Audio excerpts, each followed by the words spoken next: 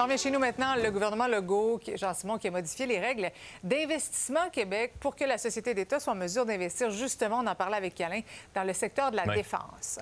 La modification qui a eu lieu cet été va permettre l'investissement dans la production de certaines armes destinées aux pays alliés. Jean-François, le contexte a changé selon Québec.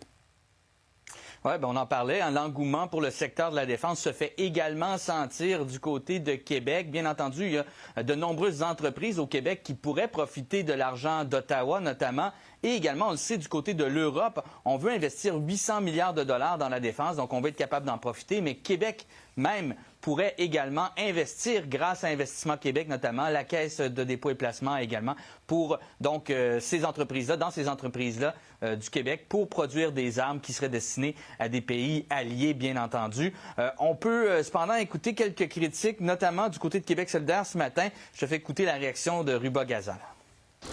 Il dit que c'est juste pour vendre aux pays alliés. La liste des pays alliés, c'est qui la décide? C'est encore une fois le fédéral. Si, pour le fédéral, Israël est un pays allié qui est en train de commettre un génocide, est-ce que François Legault est d'accord avec ça? Les Québécois ne sont pas d'accord avec ça.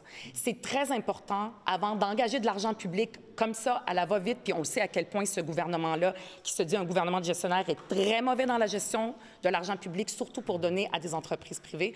Mais moi, je le questionne et je lui demande d'avoir un dialogue avec les Québécois et les Québécoises, parce que c'est pas vrai que tout d'un coup, les Québécois ne sont plus pacifistes.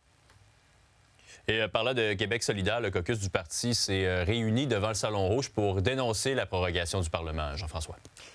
Oui, parce qu'en principe, c'est aujourd'hui qu'aurait eu lieu la rentrée parlementaire si le gouvernement n'avait pas prorogé la session jusqu'au 30 septembre. Donc, on veut notamment que certains projets de loi soient retirés, par exemple le projet de loi 97 sur le régime forestier. C'est important selon Guillaume Clich-Rivard, qui est le co-porte-parole par intérim.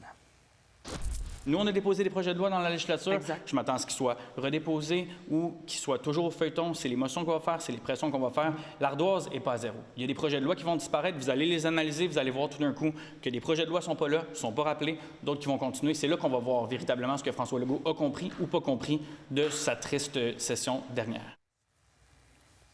Donc, il reste 2 semaines avant le début de cette nouvelle session parlementaire. Merci beaucoup, Jean-François.